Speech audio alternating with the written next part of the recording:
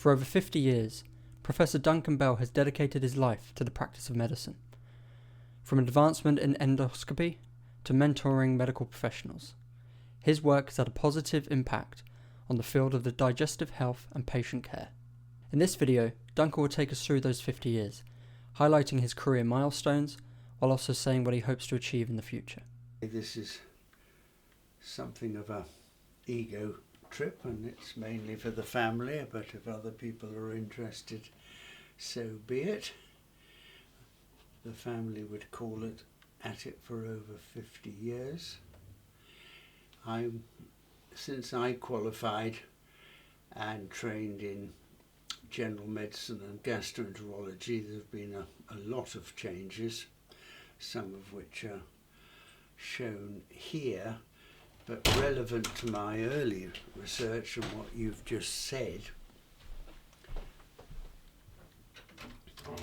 The methods for detecting gallstones using iodinated oral and intravenous cholangiograms are no longer used, and instead ultrasound and this technique ERCP have come in. And sad to relate, most of the work that I did on gallstone dissolution is obsolescent or really completely obsolete with the introduction of safer anaesthetics and keyhole surgery. So the start of my talk is to say that I was lucky or unlucky enough to get a research fellowship with Professor Herman Dowling at the postgraduate medical school in 1971, and Herman wished me to work on a subject that he had been studying for the last 2 years in America. In other words, would it be possible to dissolve a patient's cholesterol gallstones by feeding a bile acid? So here's Herman Dowling at the bottom. There's a rather dyspeptic picture of me, and this guy that looks a bit like Donald Trump is the man that Herman worked for in Boston, Bill Admirand. So I was tasked with measuring the concentrations in bile of the holy trilogy of cholesterol, phospholipids and bile salts, and they behave very differently in a water-oil interface. Cholesterol is virtually insoluble and is held in solution by the detergent action of these two. And so it's a little bit like washing up. If there's some grease there, you put a little bit more easy squeezy in. So we have 3 things to measure. And so if you want to find the relative concentrations of the 3, you have to use what's known as a triangular coordinate diagram. Now the technical side doesn't matter, you can read this afterwards if you're remotely interested, but my job was to recruit a number of patients with cholesterol gallstones, measure their bile composition, and then feed them this bile acid called chenodeoxycholic acid, and then repeat it. And you can see that we've gone from bile, which is, if you like, bad bile, which is saturated with cholesterol, to bile which is, as it says here rather fadedly, has cholesterol holding capacity. So with my research, it was a question of, having shown that, whether a patient's gallstones would actually start to dissolve as a result of this. And the answer was yes, they would. And we published a paper in The Lancet in December of '72. These are so-called oral cholecystograms. This is the gallbladder filled with iodinated contrast, and there are 5 radiotranslucent cholesterol stones, and as you can see, with time they're getting smaller and smaller. The gallbladder isn't getting smaller, it's just that it's contracting. So excuse me, yes, we could successfully dissolve gallstones. We were beaten to the punch by the Mayo Clinic group. They described successful gallstone dissolution in the New England Journal earlier in the year. So if you can't be first in the world, at least you can be second. But the problem was that it takes an awfully long time for the stones to dissolve. Now, cholesterol, one of its ways it's broken down is to bile acids. You go from a 27 carbon to a 24 carbon compound, and the worry was that if we were feeding an exogenous bile acid, we would be suppressing this pathway and undesirably building up cholesterol. So if we dissolved somebody's gallstones and gave them a heart attack, it wasn't terribly good. You may think this is a bit complicated. I certainly did, and I enrolled to do an MSc at the same time as my doctorate. We'll come to breath tests later, but the first breath test that I worked on was the glycocolate breath test. So after 2 years at the Hammersmith, I worked as a registrar in a very busy job down at St James's, Balham. If you're into Tony Hancock, that's the gateway to the south. It was too busy to do any research, but I did think that dissolving gallstones was painfully slow, and could we speed it up? I was lucky enough to get a scholarship to study that, and for a couple of years I worked for my old boss Tony Dawson at St Bartholomew's Hospital. Tony was a well-known physician. He was already physician to the Queen's household when I was working for him, and soon after became Her Majesty's physician and got his knighthood. From my point of view, it just meant that when he was called away at short notice to the palace, I got to see a few butlers and maids in waiting, which was interesting. I carried on working on gallstones. I carried on trying to improve the x-rays, quality of the x-rays to the gallbladder and bile ducts. I was lucky enough to get a grant from a German company called Shearing Chemicals, and I was even luckier to work with a very wonderful consultant radiologist, Dr. Kelsey Fry. Dr. Kelsey Fry had already worked on x-rays for showing up the kidneys, intravenous pyelograms, and he was kind enough to help me with my research, and I learned a great deal. Anybody listening to this video will want to know about my training in endoscopy. Up to this stage it was non-existent. None of my consultants deigned to do endoscopy. It was thought to be something surgeons should do. So I was lucky enough that while I was doing my research, I met up with Dermot O'Donoghue, and he was an excellent teacher, and he taught me how to pass an endoscope, and I taught him how to use test tubes.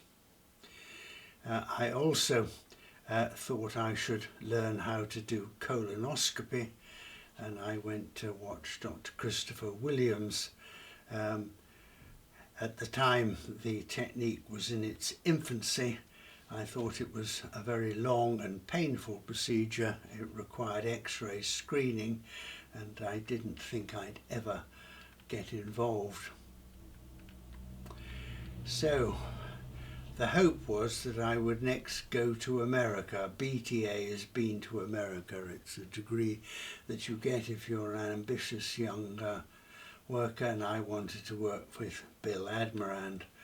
But for various reasons it never happened, and instead for the next 7 years I worked in Nottingham at the medical school.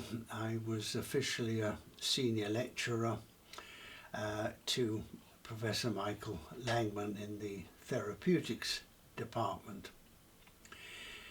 I was able to carry on with my research into cholesterol metabolism, mainly because I linked up with 3 very talented professional biochemists, Dr. David White and Doctors Bruce and Aaliyah Middleton.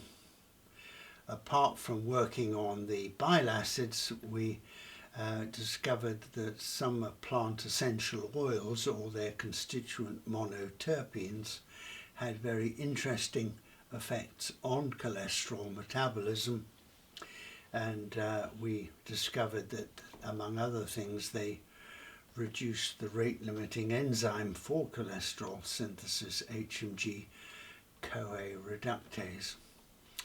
I started a clinic for patients with hyperlipidemia and was seriously into cholesterol metabolism. Merck Sharp and Dome asked me to conduct with them one of the first trials with a statin, and this was great fun. In terms of breath tests, not breast tests, breath tests, cimetidine, which was one of the first histamine 2 blockers for reducing acid, came in about the time I went there, 76, and its rival ranitidine came in 2 or 3 years later, and we used another breath test with Dr. David Henry, and were able to show differences in the effects that these 2 drugs had on the ability of the liver through cytochrome P450 to metabolize. Money was always a problem. I was able to get money to employ a number of research fellows while I was at Nottingham. The first 2 were surgeons doing their Master of Surgery degrees. Both were funded through work on intravenous cholangiograms, the first through shearing, and Linda Jarrett I managed to persuade Novo Insulins, who also make glucagon, to fund my research. Dr. Bill Ellis did work on essential oils and was funded by Rauer Pharmaceuticals. An American, Dr. Ben Witten, came to work for me. He was self-funding. I can't remember offhand how we got money for Mr. Richard King, but we had a lot of fun making radioactive gallstones and looking at the speed that they dissolved. Again, during that 7 years, I did a lot of upper GI endoscopy, but no colonoscopy. It was exclusively done by surgeons at Nottingham. So in 1983, I made my next move and came to the Ipswich Hospital, and I worked there for 14 happy years as a consultant physician. There were only 5 of us, and I was the only one doing gastroenterology. I think there's now 6 or 7. So my job was to set up an endoscopy unit. I'd said in my interview for the job that I would introduce colonoscopy, having never actually done one before. it became apparent to me that I wasn't going to get much in the way of research funding from a district general hospital, and I started a branch of the British Digestive Foundation. I got a colleague, Dr. John Wyke, who is now the president, and he tells me that they've made over £500,000. When I came to Ipswich, I decided to use the newly released Roche benzodiazepine midazolam instead of Valium for sedating patients. It was said to be twice as powerful as diazepam and more short-acting. I had a number of near-death misses, and it frightened me. So I was lucky enough to get the help of a consultant anaesthetist, Don Elliott, and the man that ran the respiratory physiology department at Ipswich, which is Tom Cody, and he lent me a lot of his equipment. This patient's about to have an upper GI endoscopy. You can see that on his ear there's a thing called a Hewlett-Packard ear oximeter. This is before pulse oximeters came into being. He's also got round him a vest which records the speed and depth of respiration, and therefore the effect that these drugs were having. Since I was a busy endoscopist, I was lucky enough to persuade the anaesthetics department that they should get their registrars to do some research with me and get their names on a few papers. We did a preliminary study which showed that the technique was indeed dangerous. This was the Wild West days of endoscopy. It was the watch one, do one, teach one, and it was similarly with sedation. I went to the Royal College of Surgeons in the form of Mr. Brendan Devlin and said I was seriously worried. He very kindly said I could work with one of his surgeons, Mr. McCloy, and we got some money to do a prospective study of the safety of endoscopy over 2 years, and employed Dr. Manda Quine. This showed a frightening number of deaths, and we brought in a lot of safety features, including supplemental oxygen and better training, oximetry, etc. And as a physician, I was rather pleased to be awarded a professorship, a Hunterian professorship, for this work. And there's the great man, and there's the not so great man. So that was the oximeter. Helicobacter had been discovered by Barry Marshall about 1987. I soon learned that because it had a urease, the bacteria that is, that if I got hold of some carbon-14 labelled urea, this would prove a very good way of seeing whether a patient did or did not have an infection.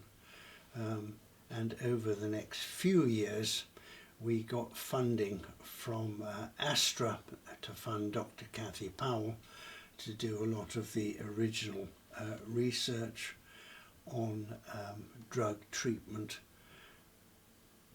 So we still haven't talked about colonoscopy, which I hadn't done when I arrived.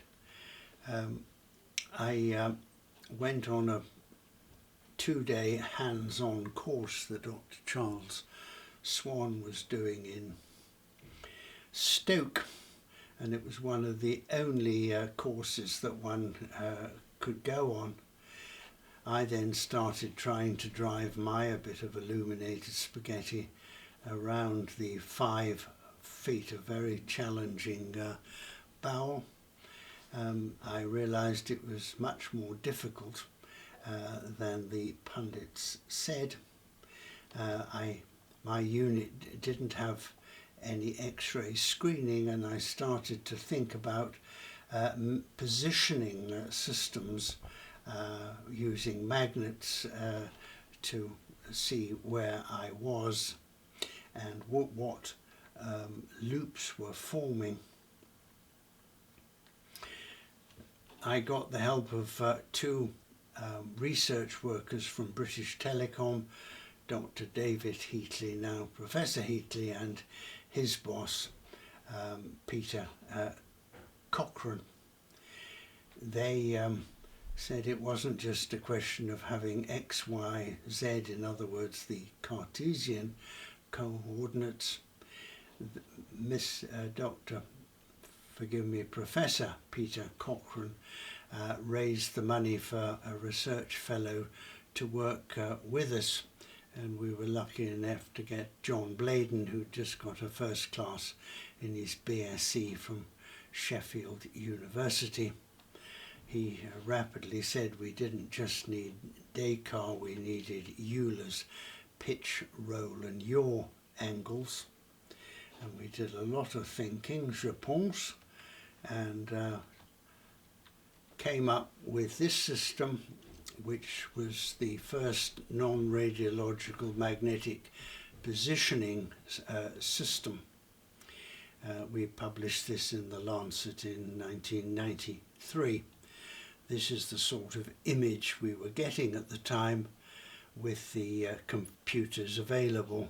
Black is near the back of the patient's body, white is nearing the front. It was rather a mixed blessing that this international American and European journal also thought that our research was rather good, as did one of the editors, which was a mixed blessing for me.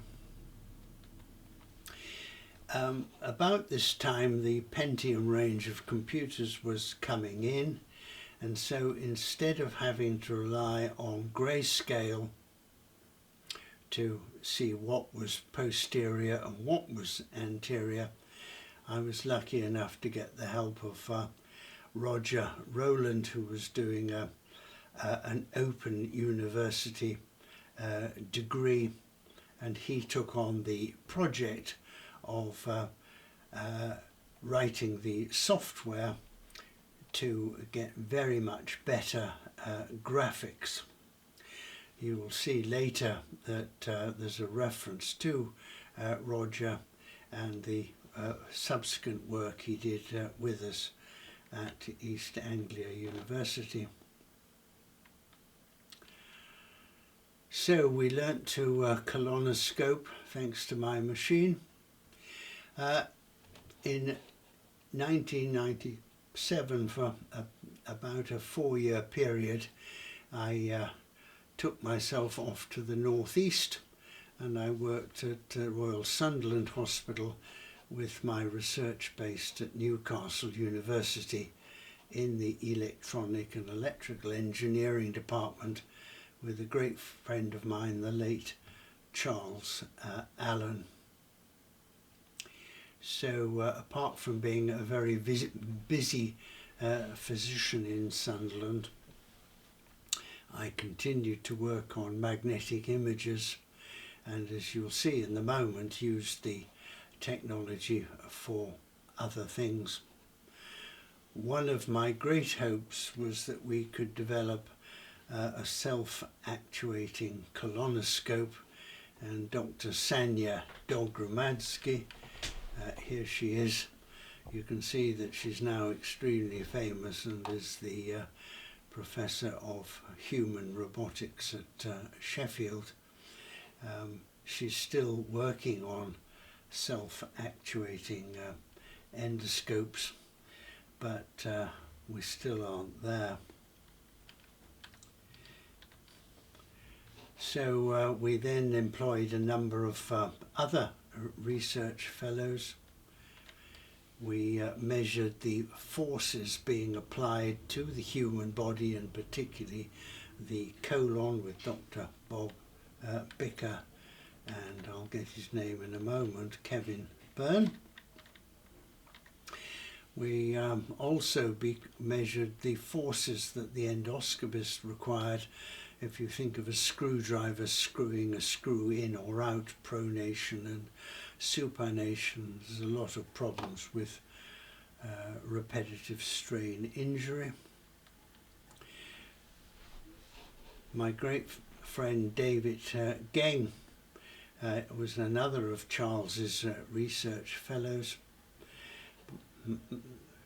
Dr. Christopher Williams had by this time started working with Olympus, and so in order to try to get some funding, we tried to develop a rival magnetic imaging system with Endoscopy UK.